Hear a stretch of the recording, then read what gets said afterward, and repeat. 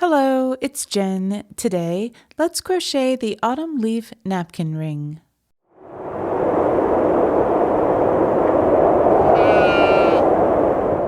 For this project, I'm using Lion Brand's 24/7 medium weight cotton. I'm using tangerine for the leaf and cafe au lait for the napkin ring. For the leaf, I'll be using a 4mm hook, and for the napkin ring, I'm going to be using both 5 and 6mm hooks. You will also need yarn needles, a pair of scissors, and a ruler. We're starting with the napkin ring. I don't need very many yards, so I'm just going to be using this leftover skein. The first step in making the napkin ring is to measure off 5 yards of yarn. I just have a little 12-inch ruler here, so I'm measuring 12 inches 15 times to give me 5 yards, or about 4.5 meters. And then I'm doubling up the yarn. We will be carrying 2 strands of yarn as we make the napkin ring. I'm going to go ahead and cut my working yarn, and you can see now we have 2 strands that are each 5 yards or 4.5 meters long. The next thing we're going to do is to measure off 24 inches or 61 centimeters for our beginning tail. And then we're going to make our slip knot and attach this yarn to our largest hook, our 6mm hook. Now we're going to chain 20, but we're going to wrap the beginning tail over the crochet hook before each chain. So let's watch this. We're wrapping the tail over the hook, and then we just yarn over and pull through both of those loops. Let's do a few more of these stitches together. One thing to pay attention to is to keep the size of both loops even. So you're going to be working that yarn over with the beginning tail, and then yarn over, pull through 2. Yarn over with the beginning tail, yarn over, pull through 2, until you have a total of 20 stitches.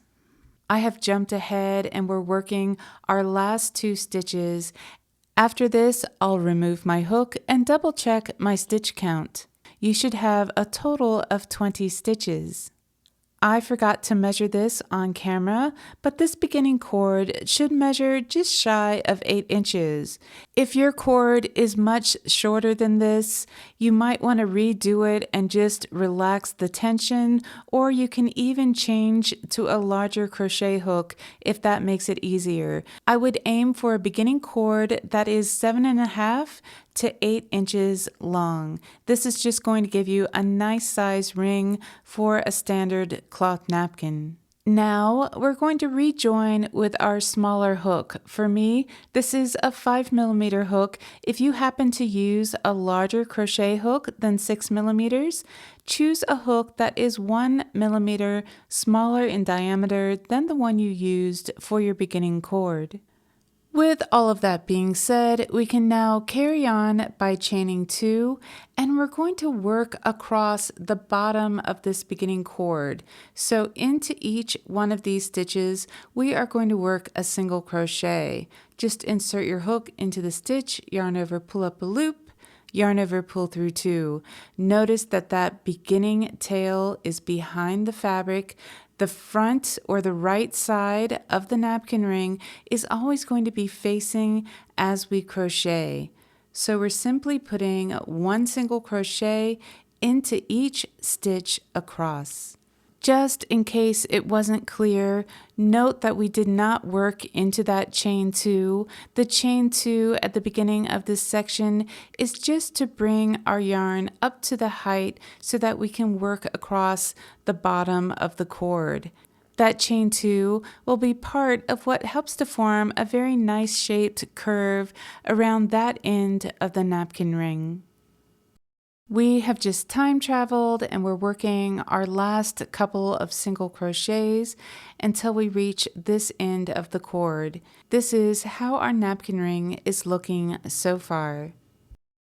Okay, we have just one more step. We're going to chain 3. This is going to make the curve around this end of the napkin ring. And now we're going to be working back across the top of the beginning chain. I've also been calling it a cord. The way we fashioned this chain makes it more cord-like. But into this cord or chain, we'll be working 1 single crochet into each stitch across. You'll be inserting your hook into the exact same spaces as you did when we were working across the bottom of the beginning chain. Here we are working the last single crochet, and then we chain 1, and I am just pulling on my hook to pull the working yarn right through. I have a little bit of extra working yarn left, so I'm just trimming off that excess and then threading this ending tail onto my yarn needle so that I can work my invisible finish off. Remember that this end of the napkin ring has a chain 2. We're going to skip over the very first chain and we're going to insert our hook under both the front and back loops of the second chain. So we pull our yarn through and then come back around, and we're going to go back into the very last stitch made, which was that chain 1. We're going to insert our needle between the front and back loops of that chain 1 and just pull this ending tail to the back of our work. You can see that when we pull the excess yarn out, this creates the look of a stitch and just gives us a very seamless finish. Next, I can go ahead and weave in our ending tail. Now, I always tend to make 3 passes when I'm weaving in loose ends, but on this project, I just make 2 passes, and that is in part because we're carrying 2 strands, and I don't want the fabric to be too thick here.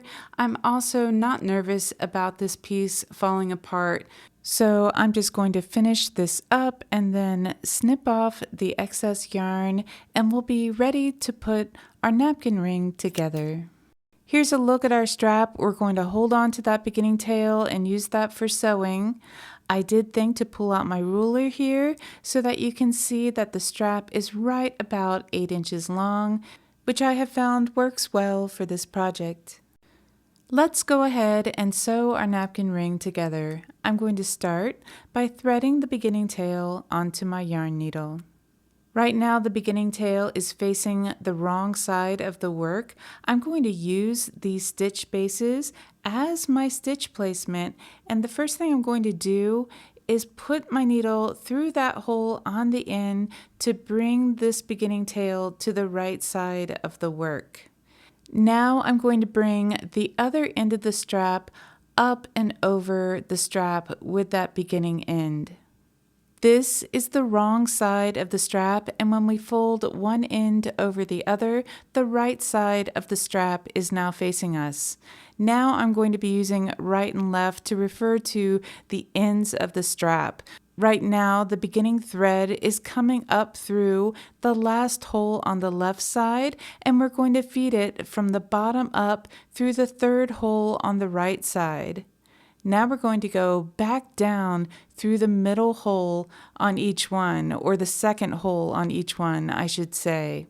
Back up through the third on the left side of the strap, and the very last hole on the right side of the strap. I'm giving it a little tug just to cinch that up and make sure it's nice and tight. You can see there's almost like a little stitch between that second and third hole, and I want to make another stitch like that. So I'm going to go back down through that second stitch. And then I have 2 matching little stitches right there. And I just think that makes for a nice, neat finish. And then I'm going to go ahead and turn it inside out and weave in this beginning tail.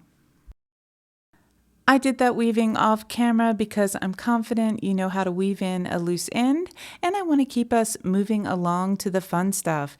It's now time to give our napkin ring an autumn leaf decoration. You can see that I'm now using the tangerine color of Lion Brand 24/7 and a 4mm crochet hook, and we're going to begin creating our leaf by chaining 9. I was also just pointing out there that I'm leaving like maybe around an 8-inch beginning tail because we're going to be using the beginning and ending tails of our leaf to sew it on to the napkin ring. Before you know it, we have our beginning chain 9. And to continue our leaf, we're going to be working into the back bumps of this chain. To start, we're going to work 3 double crochets in the 4th stitch from the hook. So we're going to count 3, and then into that 4th chain, we're going to work 3 double crochets. Yarn over, pull up a loop, yarn over, pull through 2, yarn over, pull through 2, and then 2 more times. Here's our 2nd double crochet and our 3rd, all in that same stitch. So we skip the first 3 and work 3 double crochets in the 4th stitch from the hook. And now we're going to work a double crochet in each of the next 2 stitches. Once again, remember we are working into the back bumps of our beginning chain. There's 1 double crochet, and now we're working the next double crochet. And then into the next stitch, we are going to work a half double crochet. Yarn over, insert your hook, yarn over, pull up a loop, yarn over, pull through all 3 loops. We have 2 stitches left, and we're going to work a single crochet into each of these last 2 stitches. There's 1 single crochet and our last single crochet, and we'll finish off by chaining 1. Now we're going to work our way back down the chain, working into the back loops only. So it's going to be that loop that's farthest away from you. Keeping that beginning tail on the wrong side of your work or behind your fabric, we're going to start by working a single crochet into the back loop of the first chain, and then we're going to work a single crochet into the back loop of the next stitch. Now we're going to work a half double crochet into the next back loop, and then a double crochet into each of the next 2 back loops.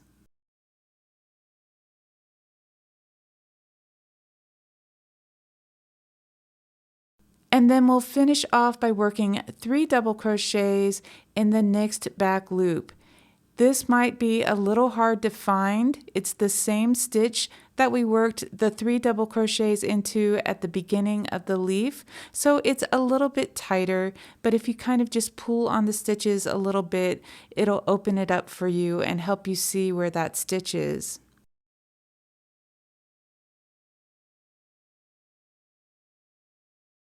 After you finish up those 3 double crochets, go ahead and cut your working yarn, pull on your hook to pull that cut in through the last stitch, and then we'll work our invisible finish off.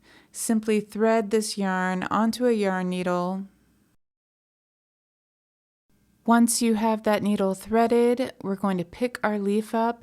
We're going to skip over the chain 3 and insert our needle under both the front and back loops of the first double crochet. You can see I'm using the blunt end of my needle just to easily pass the yarn through that stitch. And now I'm going to go back to the last double crochet that I made and insert my needle between the front and back loops of that stitch, and I'm also going to go underneath that little thread right behind the back loop. It just sort of helps to hold the yarn in place. When I pull that closed, you can see it creates the look of a nice neat stitch there. And I'm not going to weave this end in just yet, although I am traveling with it a little bit closer to the center of the leaf. When your leaf is complete, you can shape it a little bit with your fingers. You could even block it if you wanted to. I'm going to love mine just the way it is, and now it's time to sew it on to our napkin ring. Now, it doesn't really matter which way you orient your napkin ring, whether that curved in is to the right or to the left. I'm just orienting mine to the left and placing my leaf on top. I think the leaf looks cute if you turn it just a little bit at an angle. Once you're happy with the position of your leaf, use your loose ends to tack the leaf in place. You're just going to go under a few threads from the napkin ring and then under a few threads from the leaf. Do this in a few places just to make sure that that leaf is secured to the napkin ring. I do this for both loose ends. When I get to the one at the top, I'm going to start by weaving this one a little bit closer to the center of the leaf. That just brings this loose end closer to the napkin ring, and I can tack it in more easily. While you're doing this, try not to pull too hard on your yarn because you might be pulling some of those stitches out of line and making them look a little cinched up. So just keep your work relaxed. Your main goal here is just to attach your little leaf to your napkin ring.